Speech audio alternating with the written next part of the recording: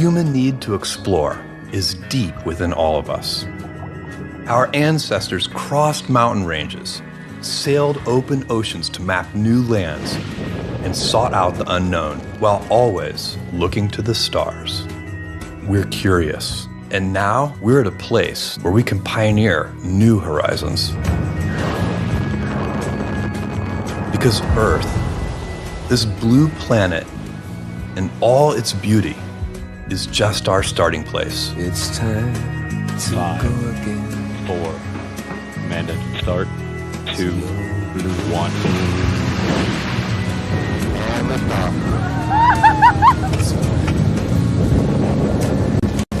Oh yeah, look at her go. 5,000 feet and climbing.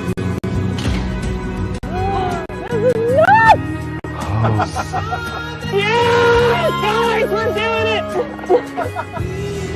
Now is the time to open the promise of space to all and lay the way for generations to come. When our descendants look to the stars, perhaps from a rocky moon or colonies floating in open space, they'll remember this time. When they reflect on where it started, they'll remember this place. And when they honor those first explorers who said, "Let's go," they'll remember these bold steps. We are of blue origin. And this is just the beginning.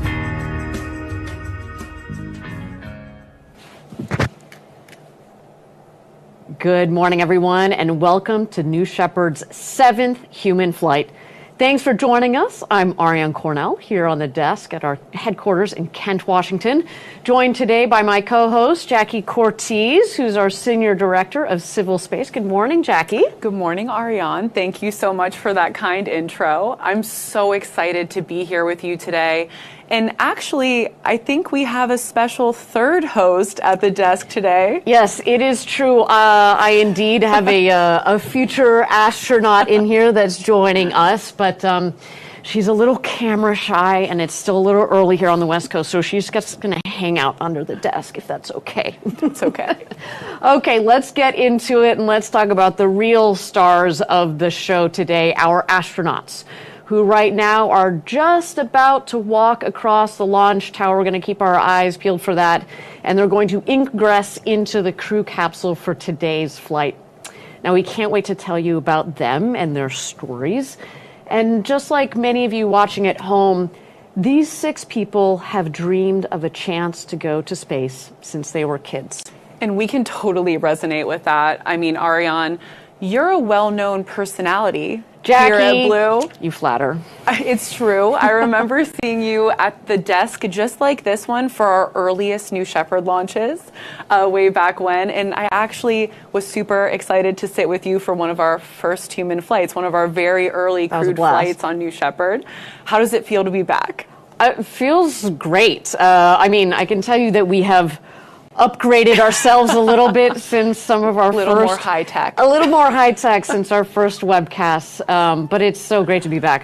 I love being able to share the New Shepard and Blue Origin story. It's so awesome, Ariane. And how's it been working on Blue Ring, which is one of your new roles? Fantastic. I mean, Blue Ring is one of the, people think that we're just a rocket company here at Blue Origin, certainly with New Shepard and New Glenn, obviously, but we're really expanding both in scale and scope. As Jackie mentioned, I'm working now on the Blue Ring project. Jackie, you spend quite a bit of time on our lunar program.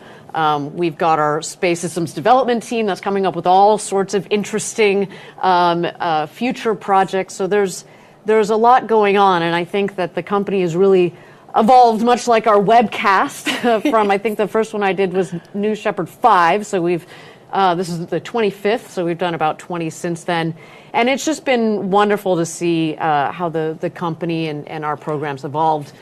Main one among that, of course, New Shepard, that's gone from testing through our first human flight in 2021, and now this new chapter with each one of these successive human space flights, opening space for all. Absolutely. And Ariane, the stuff you've seen over your career at Blue Origin, truly incredible.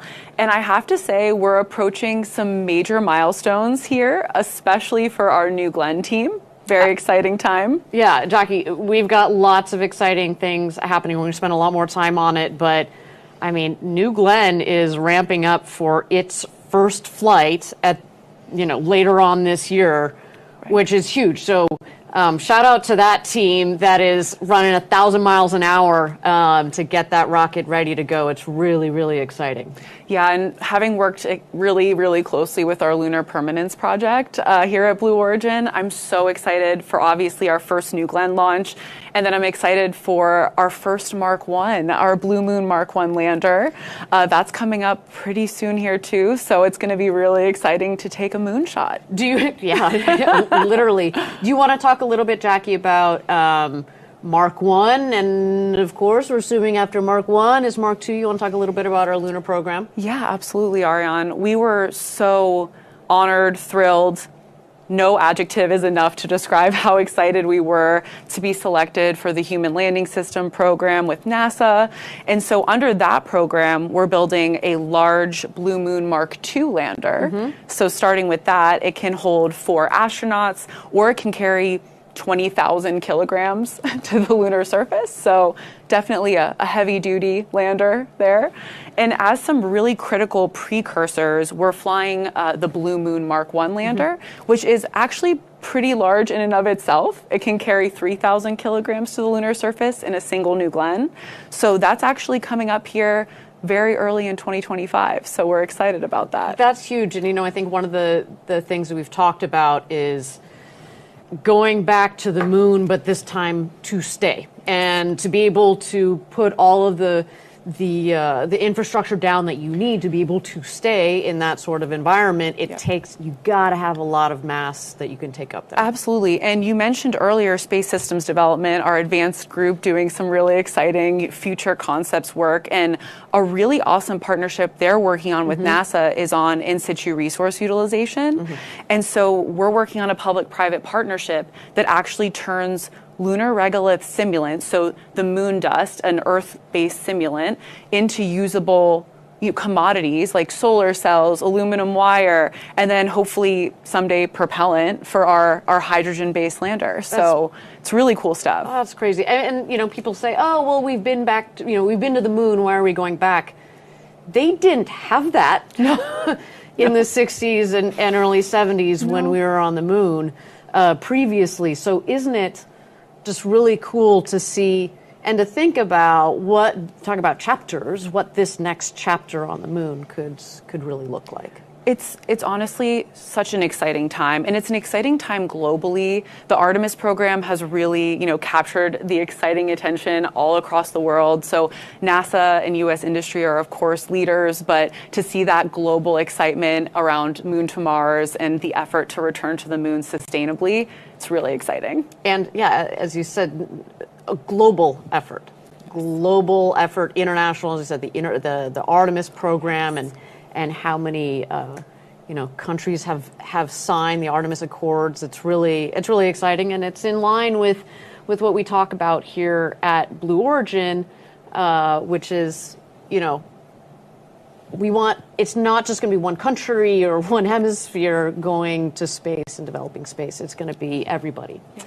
Okay, well, we're at T-minus 33 minutes to go until launch, and I understand that we have our astronauts that are crossing the launch tower. You see they go from what is basically the emergency shelter. You can see an orange windsock at the top of the emergency shelter on the left-hand tower, and they will cross the bridge to get to the crew access tower, and from there they will walk across the gantry and into the capsule itself.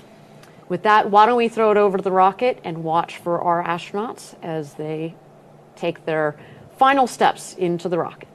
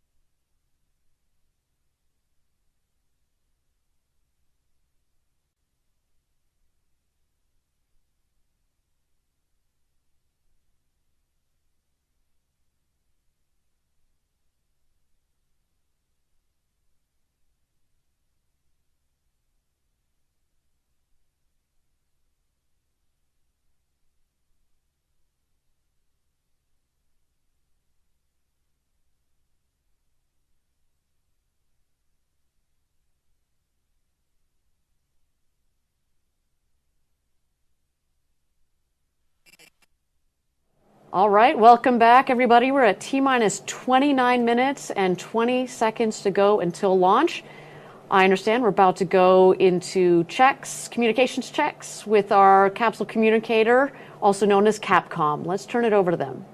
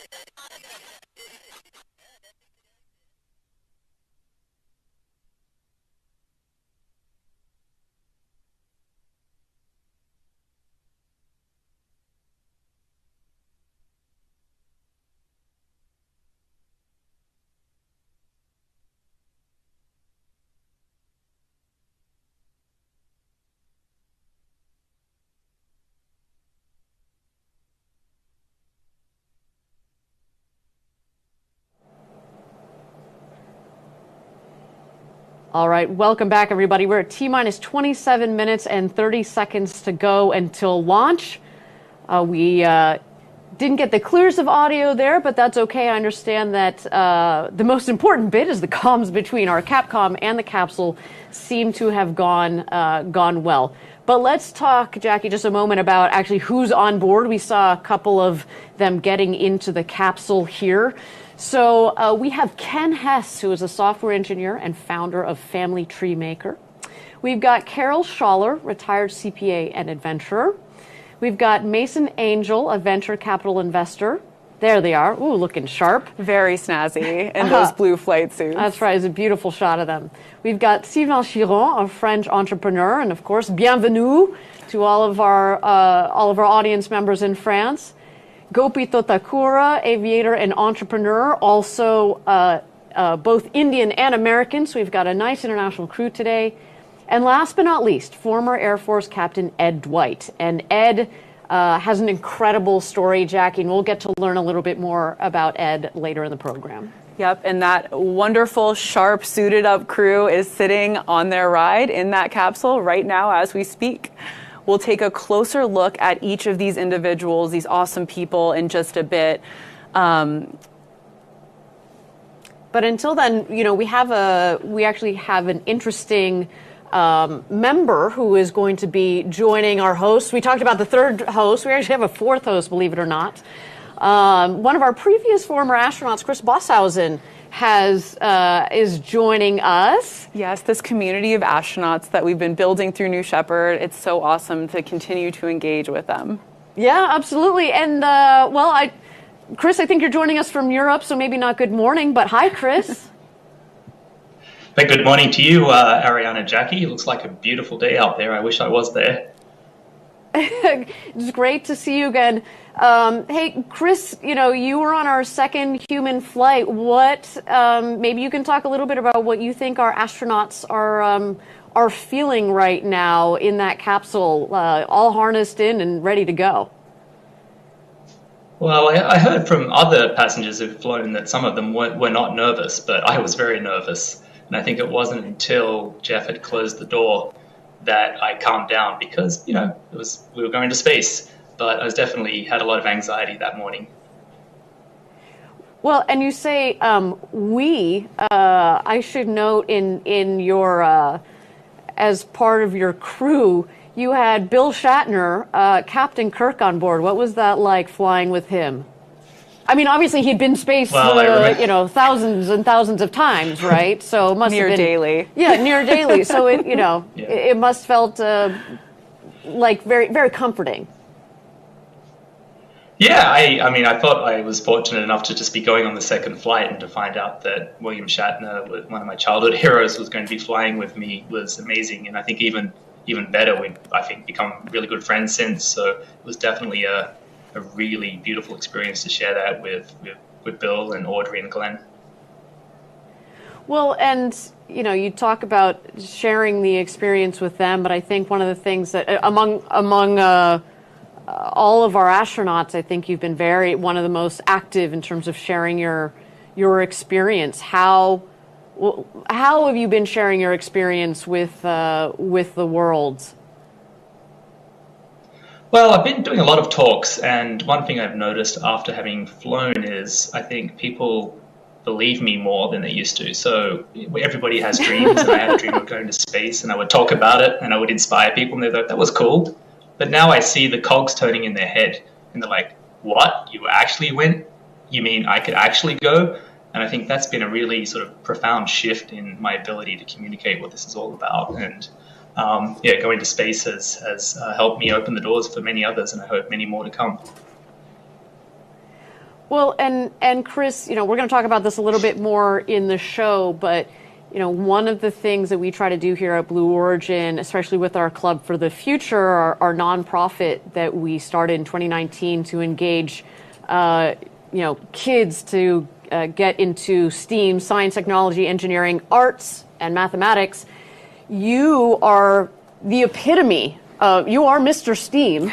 You want to talk in particular about how you've engaged your music, your DJ career into your space story, or vice versa, I should probably say. Yeah, I think unlike William Shatner, who's a trained actor, I find it very hard to get my emotions out in the real time. I'm an engineer, and so for me, writing music is a way to really spend time to process and think about how I feel. So yeah, I've been writing some songs about the NS-18 mission, what it was like to fly with my amazing crew, what it was like to be in space with my loved ones and the entire human race down here on the planet. And I have another one about the future coming out soon about how I imagine this will unfold in the future. So for me, music is a great way to share that story with people who might not necessarily know that they can go to space. They might hear the song first and go, what, this guy actually went?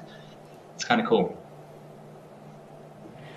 Oh, that is fantastic. Well, Chris, thank you so much for joining us. We're actually going to have you on later in the show, so stand by. But appreciate the opportunity to get to chat with you. Mr. Steam, that's going to stick. Mr. Steam, yeah, you might need a new DJ name, Chris. Just think about it. All right, everybody. We're at T-minus 21 minutes and 20 seconds to go until launch. Let's talk about the vehicle carrying our astronauts today. Now, the capsule carries the name RSS First Step, which is adorned above the hatch there. You guys probably saw in the image. Jackie, do you want to tell us about what that means? What does RSS mean to begin with? Absolutely. We love acronyms in the space business, but RSS is a pretty straightforward one. It means reusable spaceship. This capsule in today's flight has already flown to space 8 times.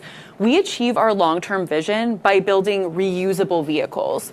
Ariane, 99% of New Shepard's dry mass is reused. So everything from the crew capsule and booster to the engines and the parachutes, New Shepard's vehicles are currently designed for 25 missions, but we're really striving to quadruple that number here at Blue. Reusability is so important, Jackie, and it's built into everything that we do at Blue Origin, all of our systems, and it actually all kind of started with New Shepard here, because step number one, it reduces the cost of access to space. Right? And also, not only does it reduce the cost of access to space, but also it's just kinder on our planet because it reduces the waste. You're not tossing out rockets every time you use them. Absolutely, Ariane. And New Shepard's engine is fueled by a highly efficient combination of liquid oxygen and hydrogen. So actually, during flight, the only byproduct that you'll see is water vapor. It's amazing. It's kind of like a jacked up steam engine, isn't it? No, I'm kidding. It's actually a lot more complex. Just slightly more complicated. A little bit more complex, but no. But yes, but not joking. It is just steam. When you guys are watching the shot of the rocket ascending in just a couple of minutes here, it is just steam. Okay, we're at T-minus 19 minutes and 20 seconds to go until launch. New Shepard, as you can see here, is on the pad and awaiting launch. Everything is go so far. Now, if you're just joining us, this is the 25th flight of New Shepard and the 7th overall human flight. Now, continuing the tradition of past crews, I'll say that today our crew made their own postcards. And the postcard program is something that comes from our Club for the Future, as we just mentioned a little bit earlier, our nonprofit that's meant to inspire kids to get into space. And so we have kids draw on postcards what they think the future of space will look like, and then we fly them to space, mark them, send to space, and send them back to the kids. And as you can see here, our astronauts made their own, and those postcards will also fly to space. How inspiring. That's right, Ariane. And the reason we fly postcards is because we want to make space more accessible to students. We want to see kids around the world reach for those STEAM careers, that science, technology, engineering, arts, and math. That's really, a core mission of Club for the Future. And Club recently launched a new online way for students to draw digital postcards and send their art to space on New Shepard. Now, that is something I wish I could have done when I was little, sending art to space. I will say, not just for the kids. I've made many a digital postcard, Ariane. I've got a couple of them. But seriously, though, Jackie, I think it's really important what we're doing here. I mean, I remember a space project that I did when I was in 5th grade and when I was 10, and I can draw a direct line from that project to me sitting here today having, working at Blue Origin. I think it's so important. Absolutely. The work Club is doing is amazing. And they're now also one of 4 founding member organizations in an exciting public-private partnership called Space for All. The goal is to call on students everywhere to reach for a career in STEAM, no matter who they are or where they're from. Space for All is inviting young people from literally anywhere to reach higher, dream bigger, and take that next step into a future space career. Check out their website to get involved. It's really awesome stuff. Yeah, the club is doing some wonderful work, and it'll be great to see the engagement with these other organizations. Okay, we're at T-minus 16 minutes and 45 seconds to go until launch. Now, I also want to bring our audience up to speed on things that are happening down in Florida at our other launch site, Rocket Park, which is on Florida's Space Coast, where we're getting ready. It's getting really exciting down there. We're going to be launching soon, later this year, our new vehicle, New Glenn. Jack, you want to tell us a little bit more about New Glenn? That's right, Ariane. New Glenn is coming soon. New Shepard is designed for suborbital space tourism, and New Glenn will be a big, very big next step for Blue. It's an orbital vehicle powered by a reusable first stage booster that launches from Cape Canaveral in Florida. So very recently, as you see here on your screen, we rolled out New Glenn onto the launch pad for the very first time. And this milestone was the first in a series of tests in preparation for New Glenn's first launch later this year. And this allowed our teams to test flight hardware and ground software and practice launch operations, which, Jackie, I mean, people talk about obviously the design of the rocket, et cetera. But the operations part of it is just as important, and that's why this was a critical step. Now, as you can see here, New Glenn, in a word, I would say, is massive. We're talking 5 times the size of New Shepard. Over 300 feet tall. That's over 100 meters tall, and there's a lot of similarities, let's say, between New Shepard and New Glenn, more so than meet the eye. Yes, right. For example, vertical landing systems, the fin systems are similar, but also there are things that aren't quite as visual. So software systems, internal propellant tank designs, and like you mentioned, Ariane, just the sheer experience that we're gaining on New Shepard helps us build confidence in New Glenn's future success.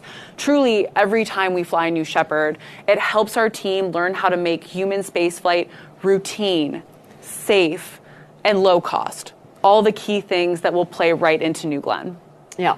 And so, as you can see, things are very exciting in Florida, but certainly, of course, back down in Texas as we get ready for our launch here. We're at T-minus 14 minutes and 15 seconds to go. Now, the mission control team is continuing to go through their final checkouts today. And I don't know about you, Jackie, but I'm starting to feel that pre-launch hype going on here. The goosebumps are happening, the pre-launch jitters. I'm so excited for today's crew. I've said this before, there is nothing like a rocket and a countdown clock to get you a little amped up. Who needs coffee over here this morning? Who needs coffee? All right, so let's talk a little bit more. We saw our crew member 7 on the feed a little bit earlier.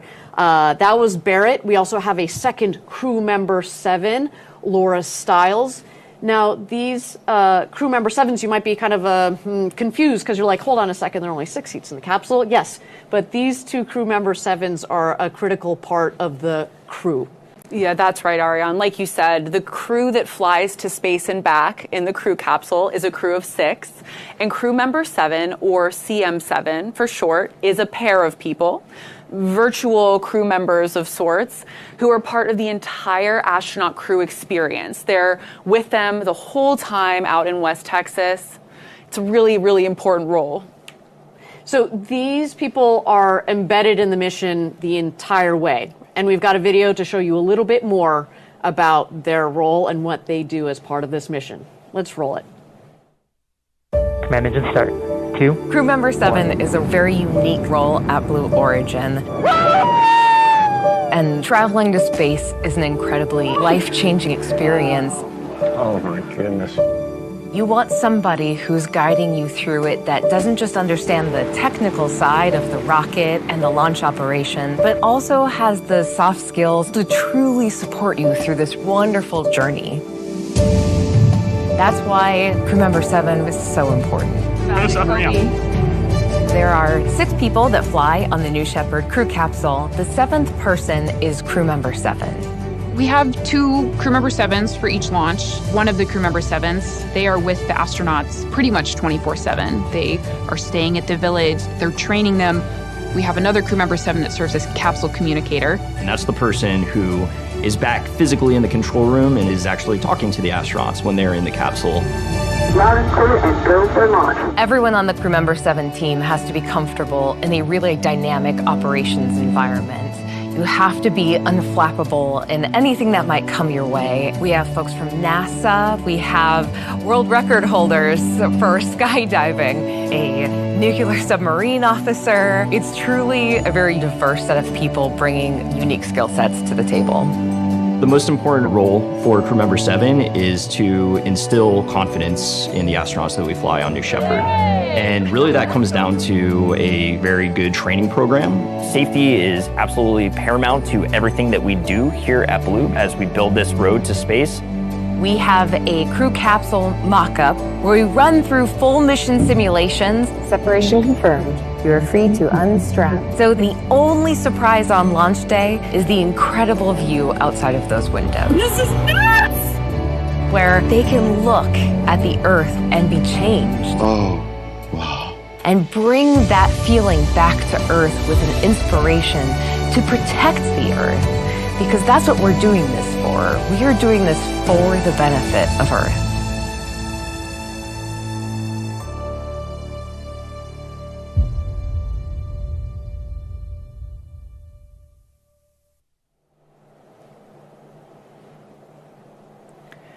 I think it's safe to say the crew member 7s have a pretty cool role here at Blue Origin. They have an awesome role. I love what I do at Blue, but I do get a little jealous of them sometimes. But no, they are incredible, and they have this really interesting mix, as you've seen, of the really technical side of it, but also some of the soft skills that are necessary. Okay, we're at T-minus 10 minutes to go until launch. Under 10 minutes, you know it's getting real, although I do see here that we've gone into a hold. This hold at T-minus 10 minutes is a planned hold, so just want to make sure that all of the teams are aligned here. But while we've got a little bit of time, why don't we talk about the flight profile that New Shepard is going to follow in just a few minutes. 7, 6. New Shepard's mission 5, begins when the 4, countdown clock reaches 0. 2, 1, 0. At this point, the engine will start and the rocket will lift off of the pad.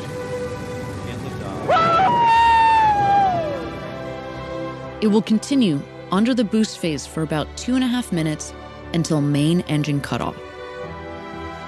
20 seconds later, the crew capsule will separate from the booster and the astronauts will unharness and enjoy zero-G. The crew capsule will continue past the Kármán line to an ultimate apogee of 350,000 feet, or 100 kilometers. The booster will autonomously land on the landing pad, ready to be prepped for its next flight. Around 3.5 minutes after separation, the crew capsule will begin to re-enter Earth's atmosphere. Parachutes will deploy around an altitude of 7,000 feet, or 2,100 meters, providing a nice, slow descent back to Earth.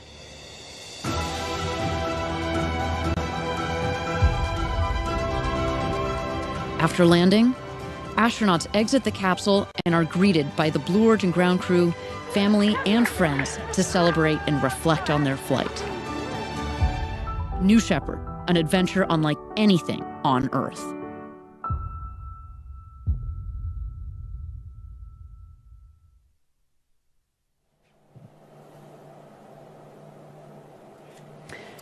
All of that, everything you just saw in that exciting video, that's about to happen in real time in just a few moments here this morning. In just a few moments, but again, we are in a hold, sitting here at T-minus 10 minutes.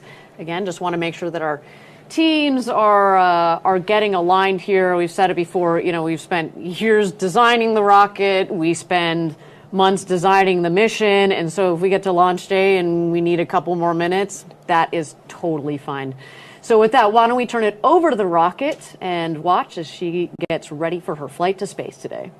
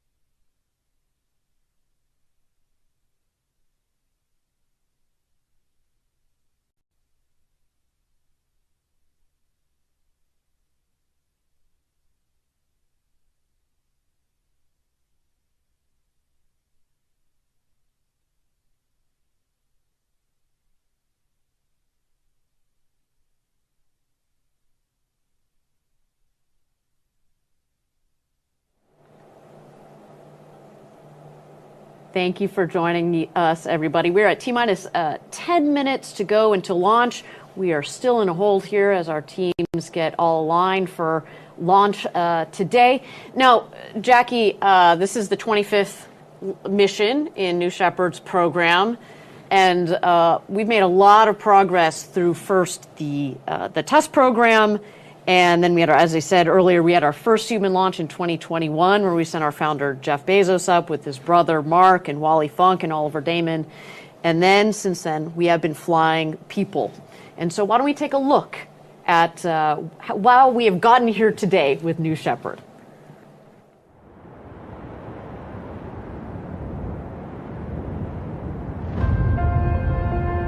I think that historians will look back at the early 21st century as a really important time in the expansion of humanity into the solar system. Jeff Bezos is about to blast off into space. People that have been on this journey has changed their outlook on humanity. Space has always been something I've wanted to do, but it's never been accessible until now. It feels like a turning point where we can open up this experience for more people. I think it's so important to start making the demographics of space look like the demographics of our world. I'm Brazilian and I'm the second Brazilian to go to space. Minus 10. This is a new era of the unbelievable, where a teacher from North Carolina gets to go to space.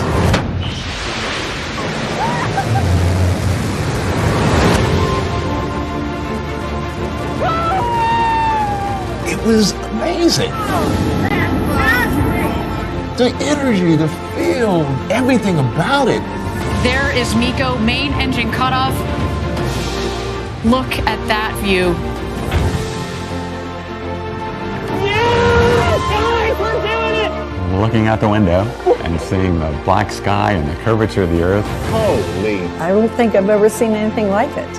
And the windows are huge. Wow. Absolutely huge. Weightlessness, looking down and like pretty cool.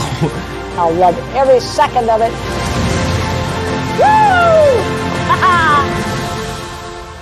We went to space!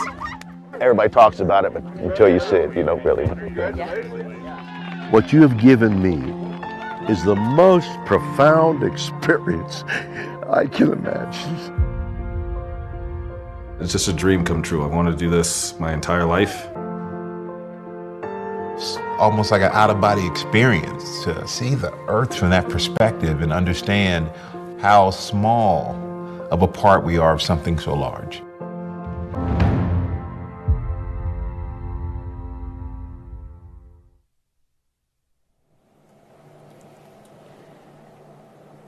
So far, we have flown 31 people across 6 human flights. One of these people has actually gone twice, so he clearly had a fun time the first time around. And today's flight will bring us up to 37 people.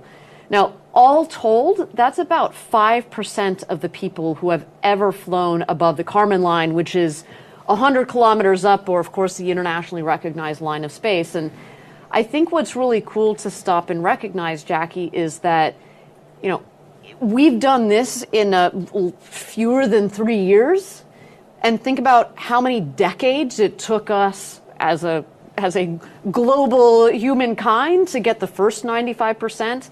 So it just gives you a little bit of perspective on what New Shepard has done so far. I should also say, captured in that 31 people is also 9%, so almost 10% of all women that have flown to space have gone by way of New Shepard. Now, it's not just those numbers, and I've touched upon this a little bit earlier too. This is an international program. Today we have Sylvain Chiron from France. That's the first person from France to fly with us. Not the first French person to ever go up into space, but the first person to fly with New Shepard. Gopi Totakura, who is a dual citizen of the US, but also of India.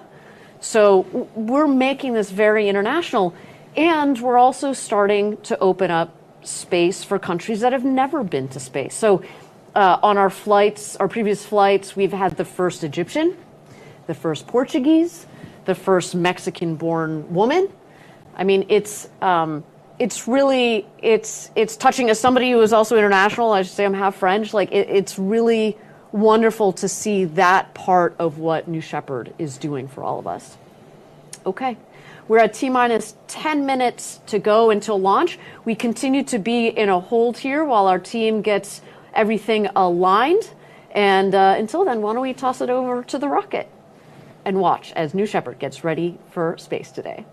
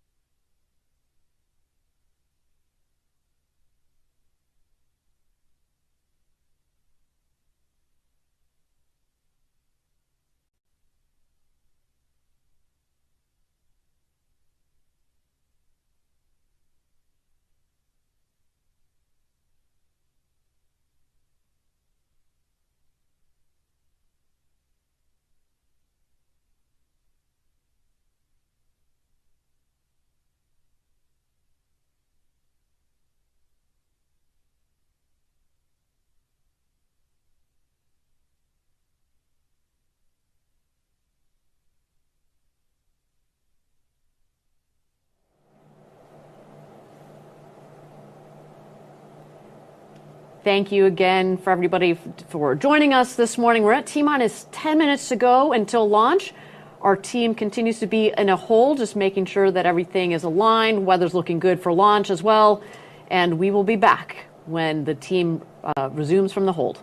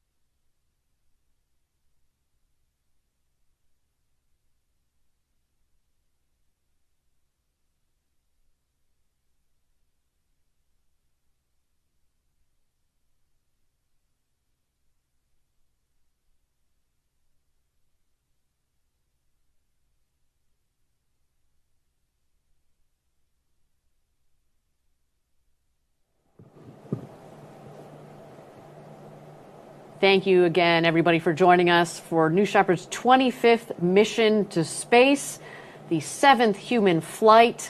Now, we are in a hold. We continue to be in a hold. My understanding, though, is that we have gone escape-enabled, which means that the escape system in the crew capsule is ready to go if need be.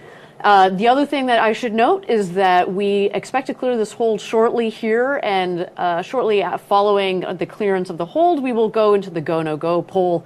And that, Jackie, is when things get real before our flight here. So with T-minus 10 minutes to go until launch, why don't we throw it back to the rocket and wait just a moment as we get ready for the go, no go poll.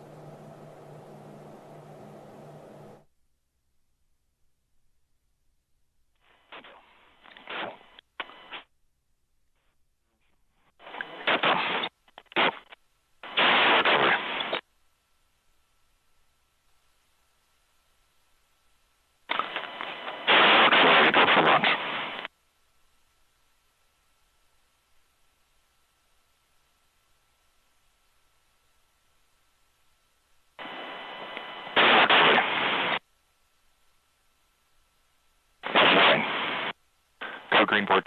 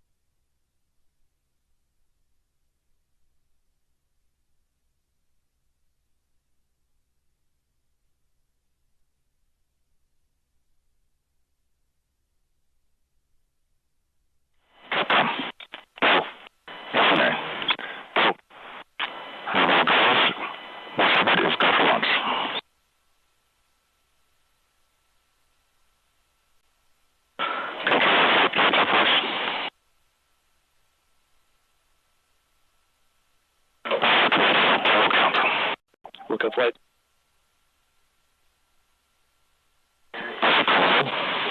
I'm cleared.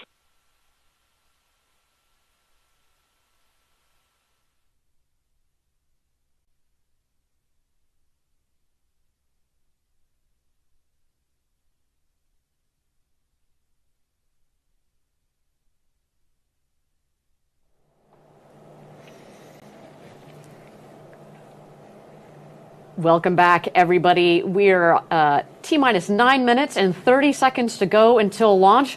Now, while a little scratchy there, what we did here is indeed we are go for launch on New Shepard's 25th mission to space and our 7th human mission to space. Well, and now that we're go for launch, which, by the way, never gets old to hear, why don't we go ahead and meet today's crew? Jackie, take it away. Let's do it, Ariane. In seat number 1 is Ken Hess, a software engineer and entrepreneur with a lifelong passion for flight. In 2001, Ken started the nonprofit Science Buddies, a K-12 program created to improve STEAM literacy. And flight is just in Ken's blood. This is really cool, Ariane. Back in 1922, Ken's great-uncle Franklin stepped into the literal future when he flew a Curtiss Model F flying boat. You heard that right, flying boat. That was cool. And like his uncle, Ken will be a pioneer in his own right today, helping to open up the frontier of space. In seat 2, we have Carol Schaller, a retired CPA from the best state in the United States, Pennsylvania. You're a little biased, I think. I think that's what we're reading. Just a little. In 2017, Carol's doctor told her that she would likely go blind. And since then, she's made it her mission to see the whole world. And she has. She's covered 25 countries. She's been to Mount Everest Base Camp. She's trekked the Uganda forests. She's seen mountain gorillas, camped on the Antarctic plains at 20 below zero. Clearly, nothing is holding Carol back. She told us that seeing Earth from space will fulfill her lifelong dream. Now, next we have Sylvain Chiron on seat number 3. Sylvain is the founder of Brasserie Mont Blanc, one of the largest craft breweries in France. And he was born in the French Alps, grew up skiing in his backyard, but importantly is connected to today. He earned his pilot's license at age 16 and has been flying airplanes ever since. So aerospace is certainly in this man's blood. In seat number 4, we have Ed Dwight. Ed was selected as the nation's first black astronaut candidate in 1961 after completing the elite U.S. Air Force flight training program, known at the time as a pathway to the astronaut corps. Now, Ed left the military in 1966, unfortunately not having gone to space at that point, but he became an entrepreneur and ultimately he fulfilled his other childhood dream of becoming an artist. And now we have had the great pleasure of sitting down with Ed in his studio earlier this year. Let's check it out. So let's walk this way into the studio. There's a group of people who know me as Ed Dwight, the artist. And they had no idea that I was involved in anything about space. I was going to be the first black astronaut. I completed astronaut training. Everything that we did, I did, and I did it well. And if politics had changed, I would have gone to space in some kind of capacity. Everybody has this thing about how angry I must have been, how disappointed I must have been.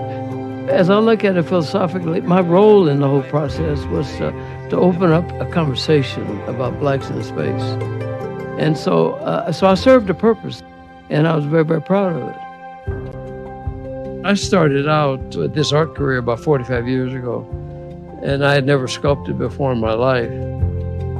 At the time, there was no way to find any black imagery in city parks, museums, galleries. And I thought the black people have contributed to America needs to be honored. I thought the whole idea of going to space with Blue Origin was a fascinating last chapter. He would have been the first black astronaut. That is history that needs to be changed. There's a lot of people that are happy, and I'm more worried about making other people happy than making myself happy, so that all worked out. But when the rocket is roaring and the rumbling and the noise, I think that I would enjoy the hell out of. I really, really want to do this because each person that goes up there all of a sudden has a totally different perspective of this little place here. Space can bring people together. If everybody went to space for a space mission and say, oh my God, this place is workable. Oh, it's workable. Let's go back and make it work.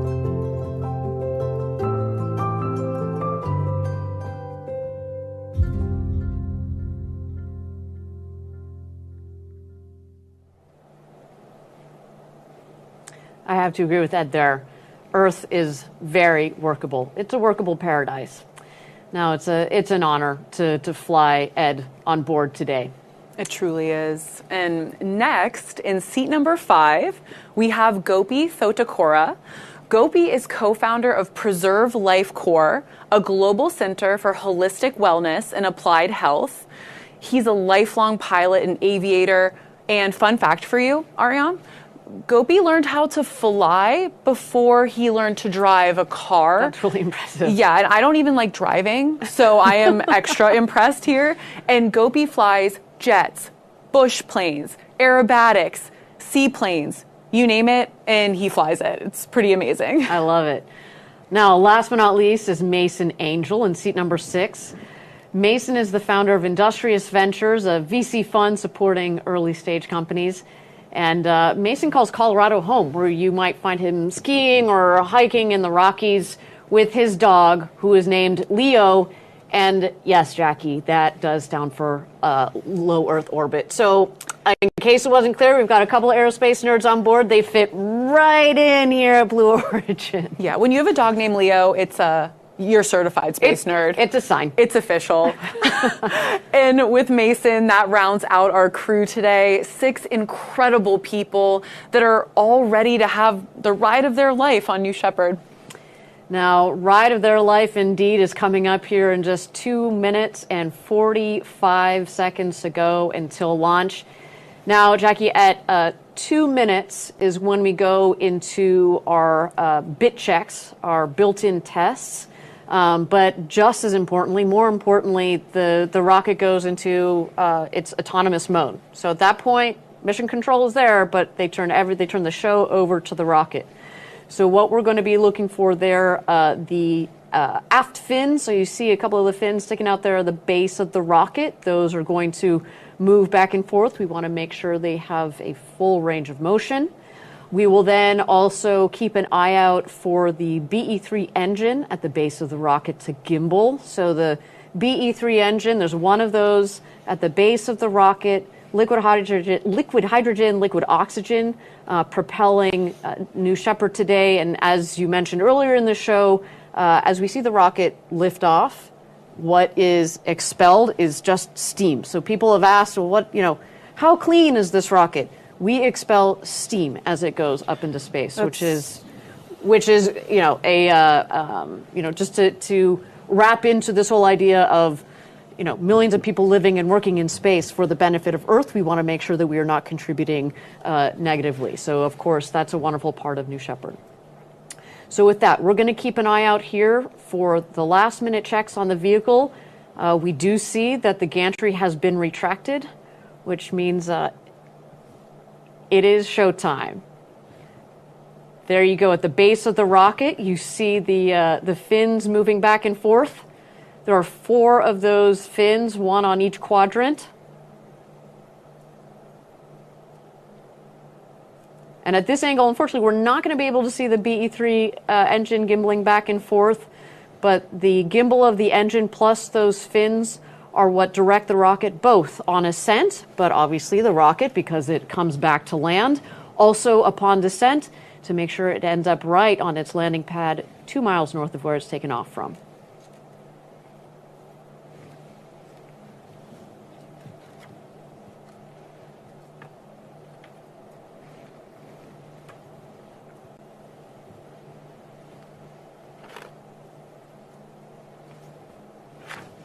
All right. Final countdown. Let's turn it over to mission control. Let's light this candle. 8, 7, 6, 5, 4. Command engine start. 2, 1, 0. Ignition. Start. And liftoff.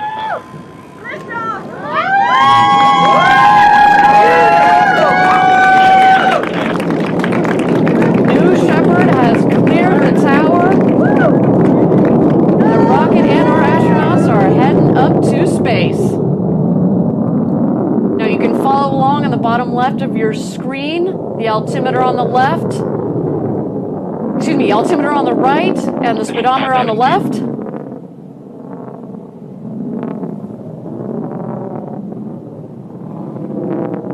10,000 feet.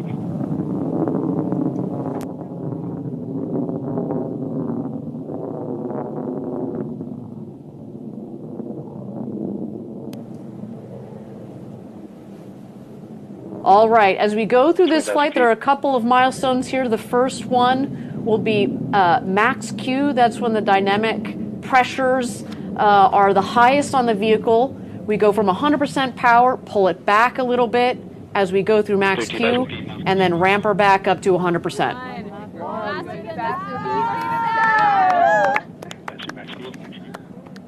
Okay, maximum pressure.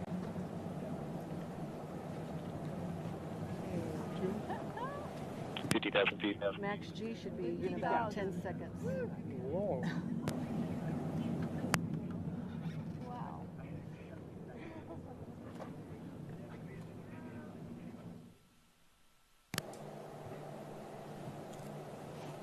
Max Q has been confirmed. Again, thank you everybody for joining us for New Shepard's 25th mission to space. So far, a nominal flight. We have gone through max Q. 100,000 feet. and the vehicle will continue to climb under full power of the BE-3 engine. The next milestone will be main engine cutoff. You will know when that happens when you see the glow of the engine at the base of the rocket go dim.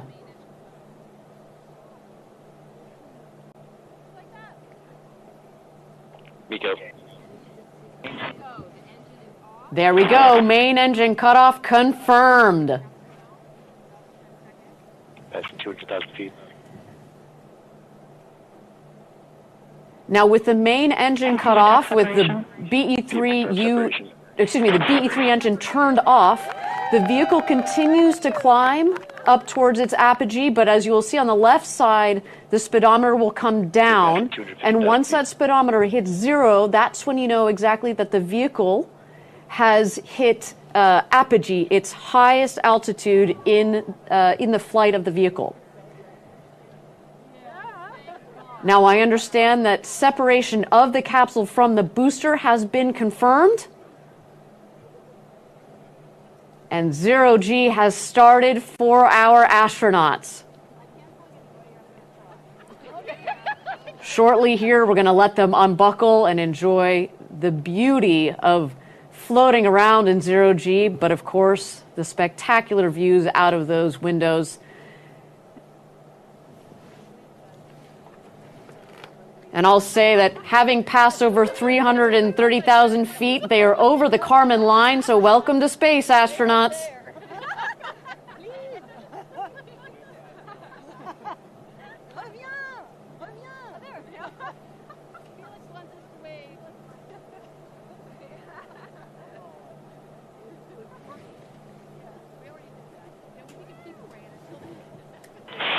A few expected drops of lift. And there we go. Apogee at just about 347,000 feet or so. Of course, we'll confirm our official figure at the end or after the webcast.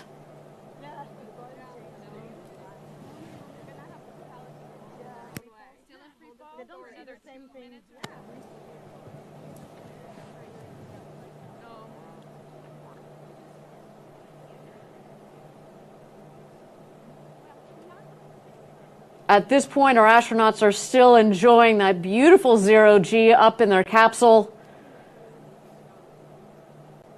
All 6 crew just officially became astronauts. So exciting. Now, thank you again for joining us for the 25th mission of New Shepard, our 7th human flight. And I'll just acknowledge that the milestone figure on the left is a little bit out of sync, but that's okay. Follow along with me through this flight. I got you covered.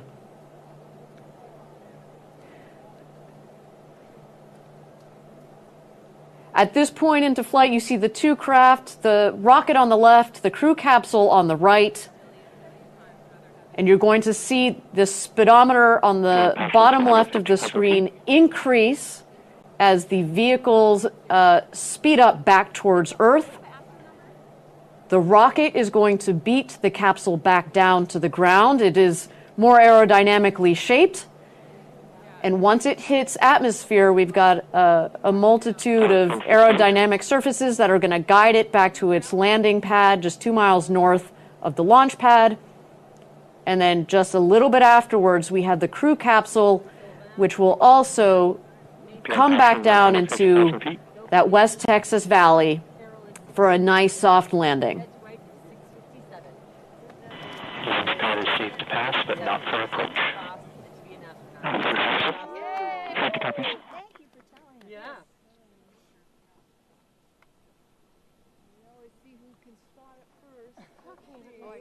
You see it? Oh, Sarah wins. Sarah wins. We're in relation to the crowd. Okay, passing 50,000 feet. Oh, yeah. Oh, yeah. Yeah. Wait, below the clouds. Trump coming down. Oh, yeah. Very low before. Oh, there it is. There it is. All right, you see the booster that is headed down. You see the drag fins, the drag brakes that have just deployed. Those cut the speed of the booster in half. Also at the top of the rocket there, you see the forward fins. They kind of look like pie slices, one on each quadrant. That helps keep the vehicle stable. And there we go, BE-3 engine relight.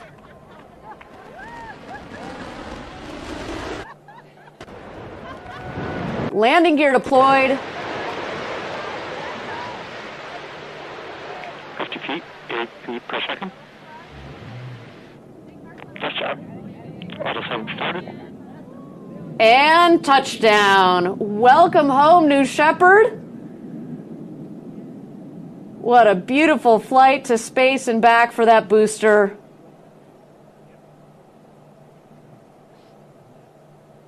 Man, it feels good to be flying again, Jackie.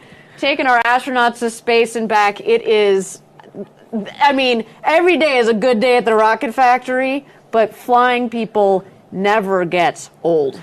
And I love that West Texas desert dust that gets kicked up, and it's once it clears, a landed booster. It's like a magic trick. It's actually like, ooh, poof, booster just arrived. Yeah, it definitely adds to the drama of a landing a rocket from space. And, you know, as we say, landing the rocket is just really one of the proudest moments because it shows the incredible engineering. It isn't magic. It is not magic, Jackie. The engineering that has gone into building, designing, testing, flying, but bringing this rocket home from space, ready to be reused. You see very quickly thereafter the forward fins come back in, the drag brakes come back in. You look like you just fuel her up and launch her from there and get ready to go again. But the show is not over. The crew capsule has deployed its guide parachutes and its mains. Everything looking nominal on today's flight.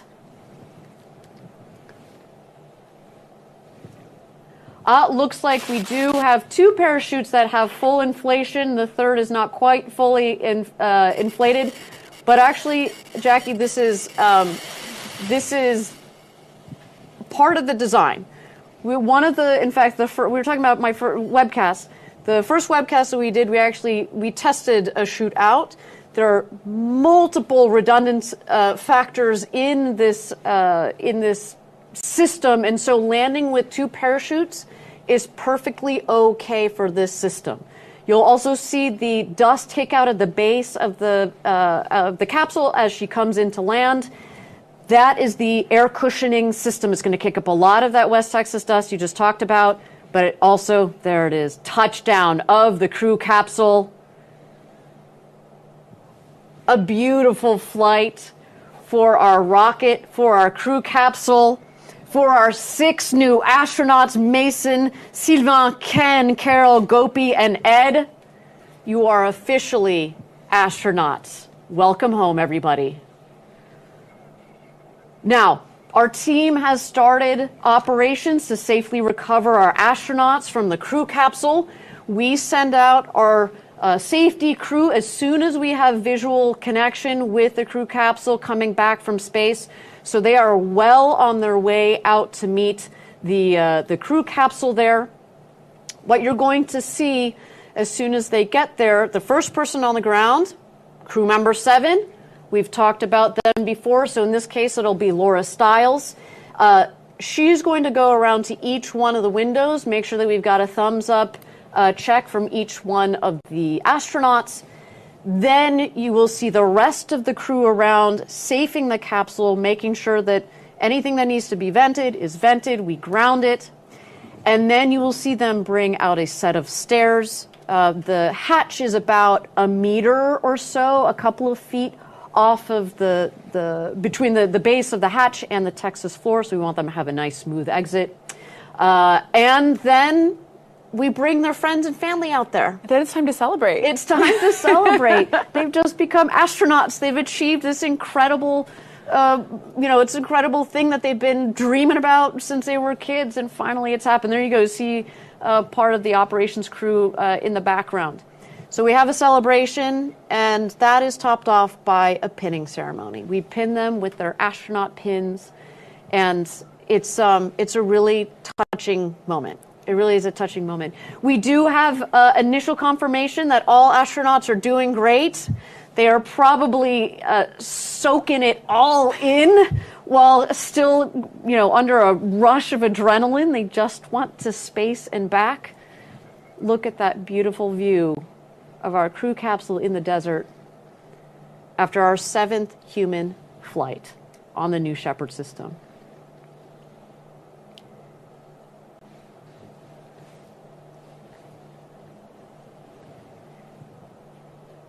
Now, Jack, you see the crew capsule there and the parachutes that have fallen not far from the capsule itself. One of the things that indicates is in fact that there wasn't a lot of ground wind out there as they came in. They landed nicely around the crew capsule. And what we just saw there was our drone footage, and then of course here our long-range camera.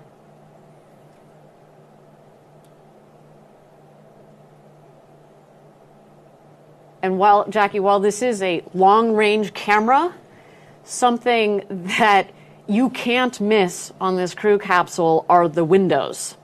So 6 seats, 6 windows, all like the entire surface area, a third of it is windows. So that also includes the base. So when you think about it, it actually feels like even more than a third of the capsules is windows. And we've heard from some of our previous astronauts when they're up there, you're just so, in awe of the view coming in from your own window. But when you turn back around to look at your crewmates, all you see is window because your brain just connects all those windows together. It almost feels like you're just looking out of one continuous window. And talking about previous astronauts, why don't we talk with Chris Bosshausen from our 2nd human flight. Chris, can you hear me? Yes, I can. Wow, that was an exciting flight. Wasn't that exciting? I mean, what? Give me an idea. Again, you were on our 2nd human flight. What is it like when you've gone up to space, you've come back down, and you're waiting in the crew capsule? I think, if I recall, we were just so excited, and on the way down, I remember William Shatner said, I think when the Capcom does the check-in, he said astronaut Lemley is crying, and then we're all crying, and then we landed, and I think we were kind of laughing with joy that we'd landed safely, but still just overflowing with emotion from what we just witnessed. Well, and yeah, talking about overflowing of emotion, I think one of the most extraordinary parts from your flight was precisely seeing William Shatner as he came out of the capsule, and he was just overwhelmed. And how fortunate are we to have captured a poet, a songwriter? Not a ton of people know that about Bill Shatner.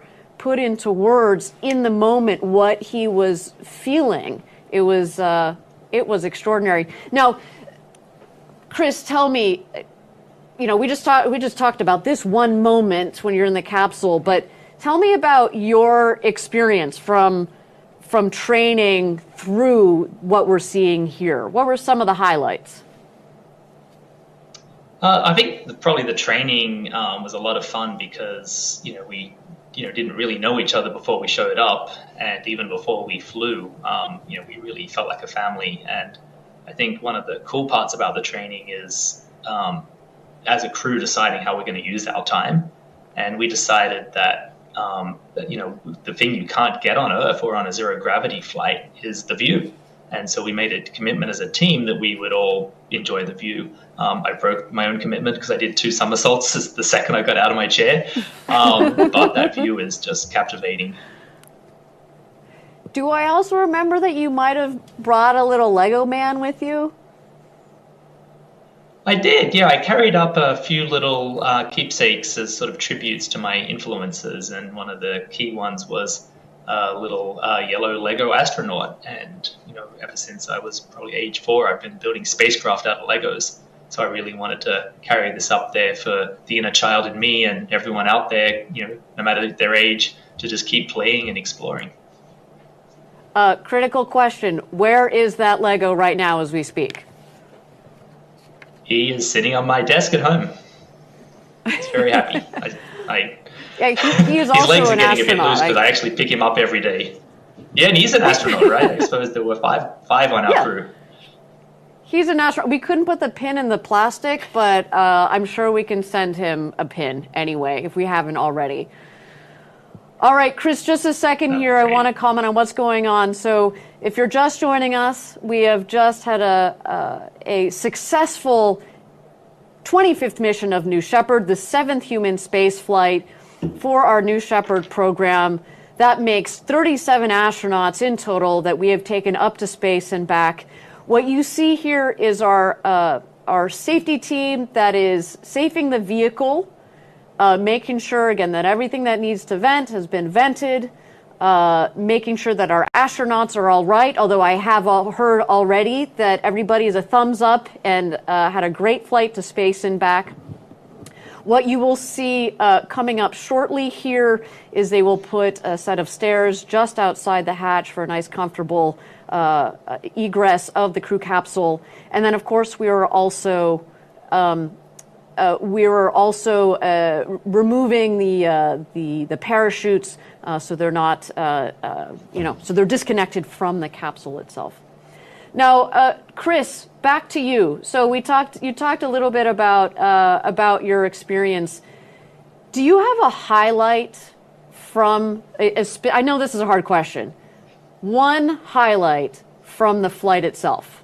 Yeah, I think it's hard to choose, but there's so many really interesting things. But I think the most profound one was when I stopped looking at the Earth and then went out to look at the blackness of space.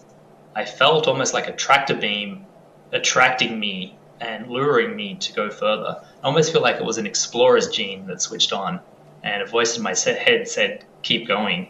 And that, I'd always wondered how I'd feel as a space advocate having flown. Would I feel like I'd finished my life's mission and I had nothing left to do? But I actually came back more motivated than ever to keep going out into space.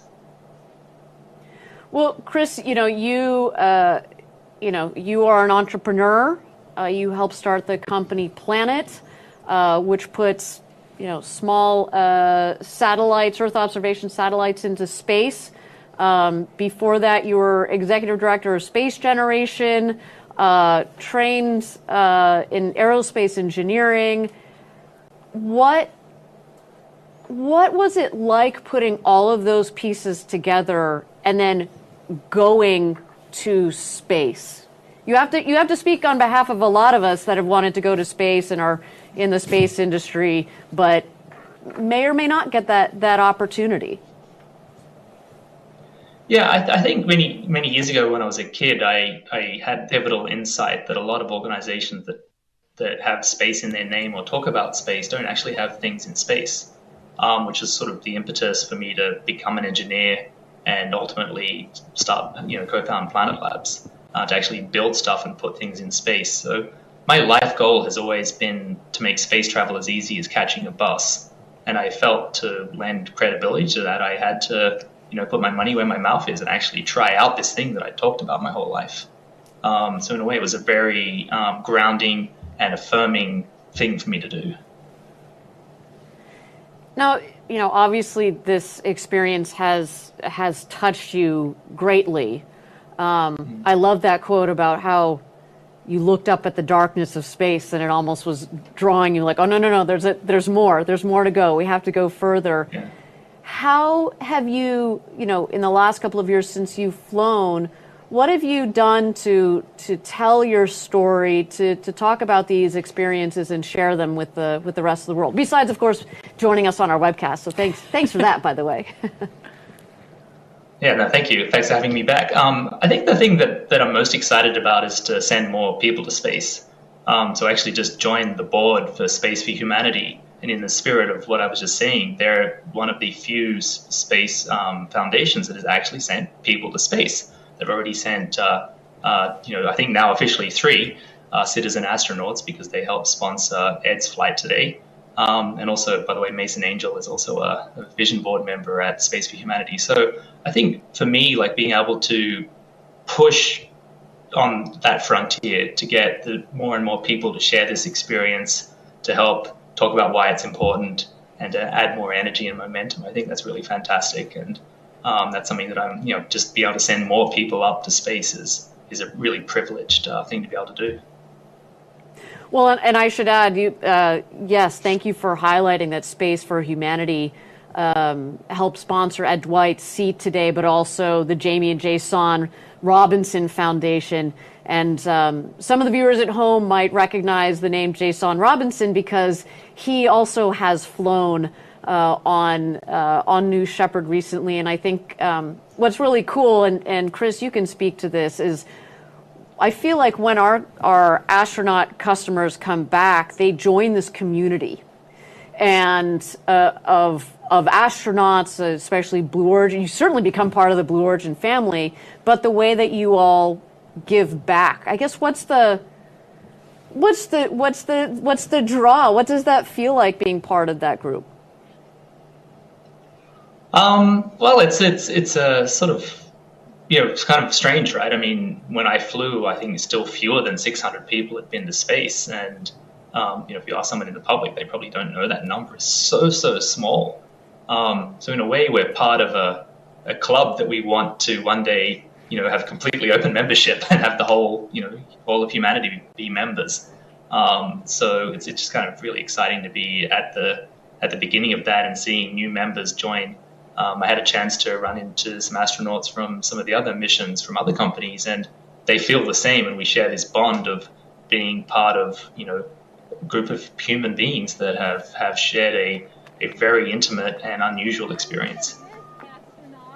Well, and I should add, Chris, talking about 6 new astronauts that are going to share that bond with you. We have just opened the hatch of the crew capsule.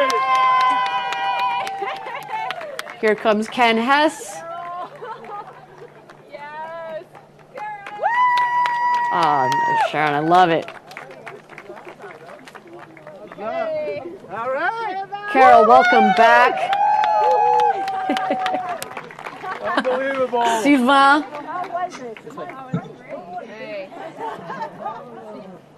And here exits Ed Dwight.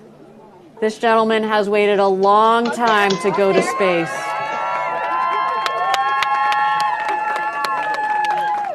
Long time coming. Selected in the early 60s as the first black astronaut to fly, although he did not get to fly then, today was his opportunity, and man, what a flight for him.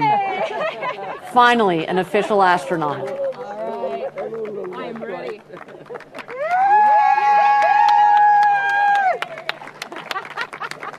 Thank you, everyone. Gopito Thakura. Gopi can add spaceship to the litany of vehicles that he's flying. Exactly. Put that in his logbook. That's right. And of course, Mason, welcome home. Leo will be very excited to see Mason back on Earth. Yay! You're down! Here, love you. Come right on over here.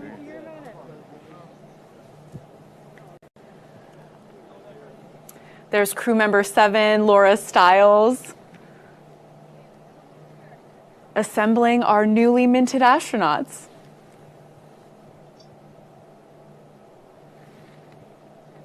Overwhelmed, everything you can think of. And I thought I really didn't need this in my life, but now I need it in my life. This is fabulous. Thank you so much. Thank you. Thank you for being part of this. All right, I am ecstatic. Ecstatic. Did anything surprise you? What was it like looking at Earth? Well, yeah, the transitions about the separations and stuff were a little bit more dynamic. I mean, they were nice, smooth, but that's how it's supposed to be. But it makes your mind wander. There's something wrong with it. No, it was absolutely terrific, and the view. I mean, just even I couldn't see it, I could see. Absolutely fantastic. Absolutely, this is a life-changing experience. Everybody needs to do this.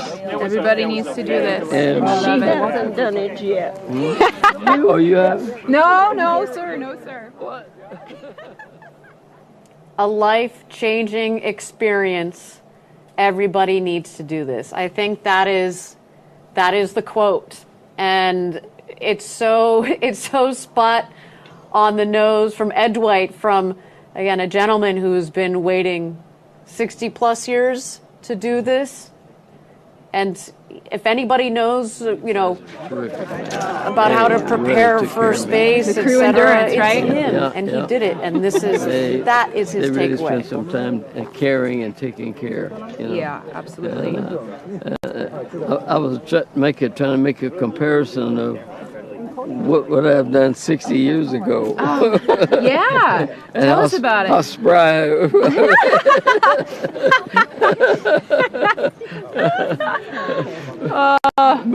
Back in the day, making the world happen. But this is just absolutely fabulous, And I thought I didn't need it in my life, That's right. That's what you said this morning. Yeah. You've been thinking for 60 years, I don't need it. But and I then lied. Today, you were lying. You needed it and you got it. You got it, Ed. I really, really didn't need it. Okay. You are an astronaut. Because it was the first real deal that I got involved in that I wasn't successful at. And that was the part that, because everything else I had done had all these little incremental successes, Right. They weren't right. gigantic, but they were. You had a lot of. Don't be humble. You had a lot of successes. And to not finish this, really in the back of my mind, so I had to sublimate it and make it go away and say, well, I didn't need that anyway, But I did, and I wish I'd gotten it then, but. It's great. That's all I can say. It's great. Absolutely fabulous. Well, we are so happy for you. You guys are the best of the best of the best. Oh. I'm serious. But I was talking to Dave last night. We were sitting and chatting. And a fat guy one time said, God, I love this job. I love this job. I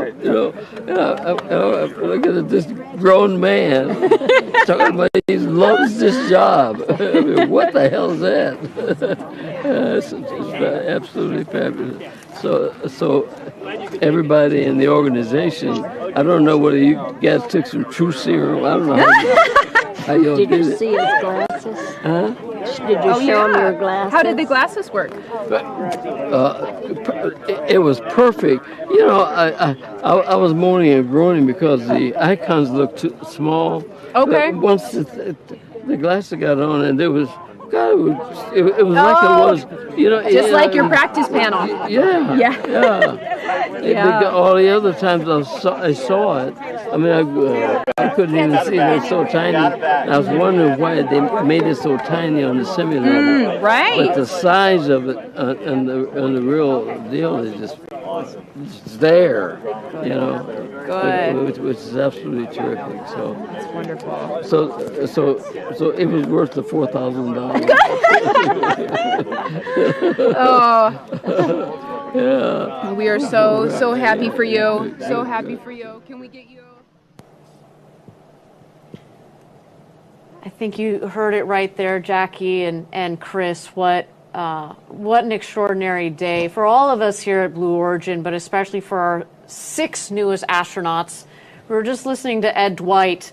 Ed, as we mentioned, was selected back in the 60s to become the first black astronaut. Unfortunately, didn't get to fly back in the day, but we were able to fulfill his dream. And, you could tell that he had kind of talked himself out of it. Like, I didn't need this in my life. I didn't need this in my life. And then you heard him say right now, oh, wait, yeah, no, actually I did. No, this is actually as cool and as life-changing and as touching as I thought it was going to be.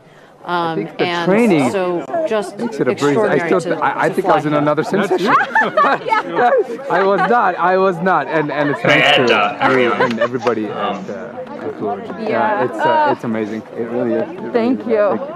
Thank Tell you. me more about the view. Woo! As I pull your glasses off, tell me more. It's not like movies. It's really not. You have to see it with your eyes to really, really, really take it in. And I looked at it for the first time when we were asked that separation happened. Yes. I got a glance of it, but then when you start to look at it, I started to look at it, and then my legs went up. I was like, I don't want to leave it. I want to go back to it. I want to go back to it. What did Victor tell you? Look outside. Look outside. Look outside. But I can't tell you what it is to just look outside. And it's not the curvature. That's why as soon as I came out, I told Phil and Dave, and I said, Daddy's going, and everybody else should go to space. What do you think? Are you ready? Are you about ready? One is good. One is good. No, but everybody should take go. your word for it. And I think it happens very quick. The 5Gs, you feel every second of it. Oh yeah, you feel every second of it. You'll see me doing some things in there, but you'll feel it. But everything else apart, it was good to see us from the other side. And that's what I started with, right? It's good to see us from the other side. And what you guys have designed and done here, I think every person standing on this planet should go and witness it to really understand what it is, because I can't describe it to you, and I won't. You should go up there and see it. But yeah. Thanks everyone. Thank you so much. Thank you for bringing him back safe. Yes. Oh, all right. Oh, here we go. Hello, sir. Hello, thank you so much. Wow, what a ride. Oh my gosh, That was welcome incredible. back. Yeah, I'm not back yet quite. Yeah, well, it might take... What an incredible day for all of us, and especially our crew on board. Mason Angel, Sylvain Chiron, Ken Hess, Carol Schaller, Gopi Totakura, and Ed Dwight. It was an absolute honor to fly you to space and back today with Blue Origin. And if you would like to follow in the pioneering footsteps of these astronauts and purchase your own seat on a future ride to space, please visit blueorigin.com and click Fly to Space. Your own journey to visit the Kármán line is closer than you think. Yeah, absolutely, Jackie. And if you're not, don't quite want to buy a ticket yet, you can start with a mission patch. Dip your toe with a mission patch. Dip your toe with a mission patch. It's the gateway. This is our mission patch from today. You probably saw that on the flight suits of our astronauts. You too can buy one of these mission patches to add to your collection, or find some other cool Blue Origin gear on our Blue Origin shop. That is a sweet-looking patch. There are some Easter eggs in there. Jackie, do you want to tell us a little bit about what's going on? Yeah, that's right, Ariane. The NS-25 patch features the Gemini spacecraft, which represents Ed Dwight's aerospace training era. And the hand lifting the crew capsule is a nod to his really unique and amazing artwork. The sunrise represents Mason Angel and Carol Schaller's desire to experience the overview effect. The mountains symbolize Carol Schaller, Gopi Thotakura, and Sylvain Chiron's passion for climbing and skiing. The leaf design on the crew capsule is a nod to Ken Hess and the family heritage software he developed. The patch is a really cool one, and it incorporates all of our astronauts in a really special way from today's flight. Now, if you would like to join our team and help build the road to space, we have hundreds of positions open across all of our facilities, including machinists and programmers from Florida to LA to Alabama to up here in Kent, Washington. Go to our website, check it out, blueorigin.com/careers. Yeah, come work with Ariane and I. Come work with the two of us. All right, everybody, my name is Ariane Cornell. For Jackie Cortez, a special thank you to Chris Bosshausen. To all of you for joining us from around the world. Until our next launch, Gradatum Ferociter. Have you ever dreamed of going to space and gazing back on Earth through some of the largest windows that have ever flown in space? We certainly have. T-minus 10, 9. A once-in-a-lifetime journey is closer than you think. It's your time to join the new generation of astronauts.